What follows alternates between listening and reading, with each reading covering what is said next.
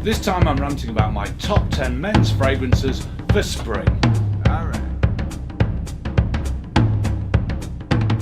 Welcome to the FragRant. For all the latest FragRant content, like and subscribe and click that notification bell. And don't forget to drop me a comment about your favourite fragrances for spring. So here's my top 10 spring fragrances.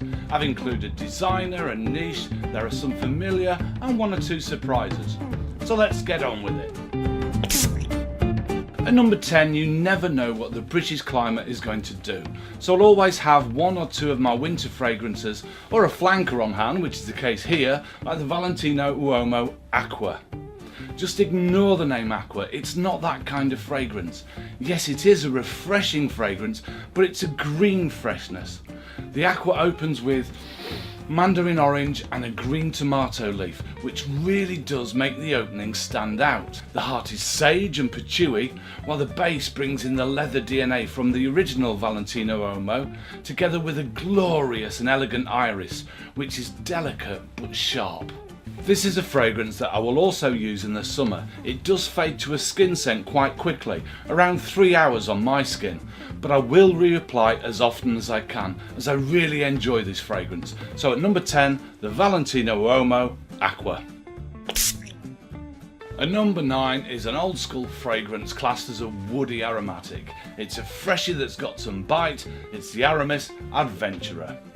Now, Adventurer is a structured fragrance. Although the layers have notes common to many masculine fragrances, each layer contains something a little different. In the top you have those summer citrus staples of lemon and bergamot, but there's a bit of pepper in there which gives it some zip. In the heart, old school geranium and lavender are blended with wormwood, which gives absinthe its flavour. But in the base you have patchouli and cedar, again quite traditional, but here with seaweed. It's not a groundbreaking scent. Its Aramis heritage is obvious. The citrus, as you should expect, quickly fades, but what you're left with is a clean, semi-aquatic, spicy floral with some depth. The sillage is moderate with good longevity. So at number 9, Aramis Adventurer. At number 8, great longevity, good sillage, but a fragrance to try before you buy. It's Bond number 9, Riverside Drive. A blast from the past and not everyone's cup of tea, Riverside Drive is very different from the rest of the Bond number 9 range. It's a complex scent. It opens with a sweet fig note and a blast of basil. The basil does shift into the background eventually, but stays for the duration of the scent, so if you don't like basil, this is one to avoid. On dry down, sandalwood and sweet violet come to the fore, and a green pineapple. Oak moss and cedar in the base combine with the heart notes to give a fragrance that is lush, green and herbal. It's definitely a more mature fragrance, harping back to my misspent youth in the 80s. So at number 8, Riverside Drive from Bond number 9. At number 7, an affordable, very much unappreciated fragrance that performs better than some would have you think. It's Wanted from AZZARO. Now, Wanted is another fragrance that steps apart from the previous catalogue of the fragrance house in terms of scent and the bottle design. Now, the opening is sharp and spicy with lemon, ginger and just a twist of mint. The heart is warm and smoky with cardamom, juniper or rather cade oil. As the dry down begins, geranium adds a subtle floral and a green apple makes it fruity yet still crisp. A base of tonka, vetiver and amberwood give it some depth. There's an underlying sweetness to Wanted which gets sweeter throughout its life. Not too much, but enough to keep things interesting. Sillage is medium and longevity, well, I get a good 6 hours on my skin. So at number 7 is Wanted by AZZARO. Number 6, an absolute belter from Bentley. It's the Bentley for Men AZURE. Another fragrance that doesn't get the appreciation it deserves, possibly giving Orchinox as one of the notes didn't do them any favours. Orchinox is another name for ambroxan that you'll find in fragrances such as DIOR Sauvage. Violet leaf gives AZURE a sharp, almost metallic opening, but within a second this is blended with fruity citrus from tangerine, bergamot and lemon. The heart is aromatic with lavender and clary sage. There's a touch of spice from paprika, and tea keeps it green and fresh. All of this sits on a base of Kashmiran, tonka bean and orchanox, the ambroxan, which is not as heavy or raucous as it is in the DIOR Sauvage. The AZURE is a fresh fragrance with a hint of luxury soapiness to it. Above all, it's clean, smooth, and on my skin has excellent projection, which lasts and lasts and lasts. So at number 6, Bentley AZURE for men. And number 5 turned 20 years old this year with more class than its younger brothers. It's Allure Put On from Chanel. This is a fragrance that does not rely on a typical pyramid structure of top, heart and base notes. Instead, it's built around 4 accords: green freshness, peppery spice, elegant woods and a sensual warmth. But this is not a linear scent. It opens with succulent fruits. There's peach in here along with mandarin orange, lemon and bergamot. There's also a touch of ginger and spice in there with lavender. From the word go, it's almost a traditional barbershop fragrance, but not quite. As it dries down, it becomes floral with gardenia, jasmine and rose, but it's still masculine. Further down, it becomes woody with cedar, rosewood and sandalwood. It's also warm with amber, benzoin and a touch of coconut. This really is an elegant classic with more sophistication than its sporty siblings. Sillage is moderate to good, and on my skin I get a good 5 hours before Allure becomes a skin scent. So at number 5, Chanel Allure Put On. Number 4 is a jealously guarded, as I've only got a very small amount left, very personal indulgence of mine. It's Sandalwood Sacré from Le Jardin Retrouve. Niche fragrance started here.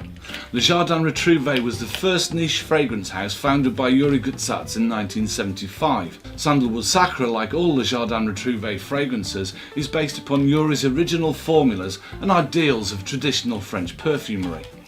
Now, sandalwood is one of my favourite notes, so for me this is a pure indulgence, but it's not all about the sandalwood. The opening is sharp, there's spice in there with coriander. The sandalwood is not heavy, it's clean. Its qualities enhanced with patchouli, oak moss and balsam, interlaced with highlights of orange blossom and petitgrain. It's exquisite, it's personal and it's intimate. It's my thinking fragrance, soothing, calming and reflective with a touch of melancholy. On my skin, sillage is moderate and longevity is around 2.5 to 3 hours, but 3 hours of bliss. So at number 4, Sandalwood Sacré from Le Jardin Retrouve. Number 3 is a fragrance with some grandeur, a woody floral musk that yells spring while asking the butler to have the chauffeur fetch the car. It's DIOR HOMME EDT. For me, it's all about the iris. There's an initial fresh burst of lavender, sage and bergamot before the iris in the heart asserts itself. The iris is waxy and elegant. Sprayed on a blotter, I do get a vibe of lipstick. However, this doesn't translate when it's applied to my skin. What I get is a genteel powderiness, tempered by the patchouli and vetiver on the dry down before the tannin sharp leather rolls out. For me, DIOR HOMME is sophisticated and elegant with enough class to be almost regal. Sillage on my skin is very good and longevity is between 5 and 6 hours. So at number 3, DIOR HOMME EDT. And number 2 is a new niche fragrance that combines the ancient perfume traditions of 6th century Arabia with a modern Western fragrance palette. It's 774 from JAMAL of London. For a detailed review of the JAMAL range, check out Ellie's review up here. Mo, the perfumer that created 774, is a good friend of Ellie and I. He very kindly gave me a bottle of his 301 fragrance for Christmas. Amazing stuff. However, this bottle of 774 he gave to Ellie, but I've appropriated it. And for very good reasons. It is fantastic. 774 opens with an explosion of green leaves, water lily and nutmeg. A fresh green floral underlined with spice, which then expertly blends with a warm, luxurious and woody heart. In the heart there's cedarwood, sandalwood, patchouli, amber, saffron and orris butter. Ingredients that are both extraordinarily beautiful and extraordinarily expensive. The base provides originality and a fruity twist with plum, vanilla and a rich musk. Like all JAMAL of London fragrances, which are eau d'atars, sillage is excellent, as is the longevity. On my skin, 774 will last 12 hours and more without being overpowering, and compliments do abound. Do try it. So at number 2, it's 774 from JAMAL of London. At number 1, a fragrance released back in 2010, but a recent addition to my collection. A green, woody, floral musk that is pure class. It's Voyage de Hermes Parfum.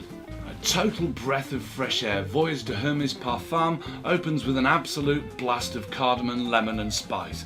To me it almost smells like freshly cut cypress. It's so green and so fresh.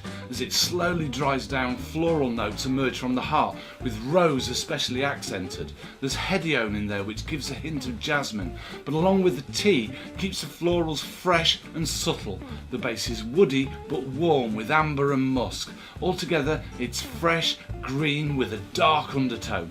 A beautifully balanced fragrance hinting at warmer days but reminding us of the darker ones just gone. It is astonishing. So my number 1's men's fragrance for spring, Voyage de Hermes Parfum.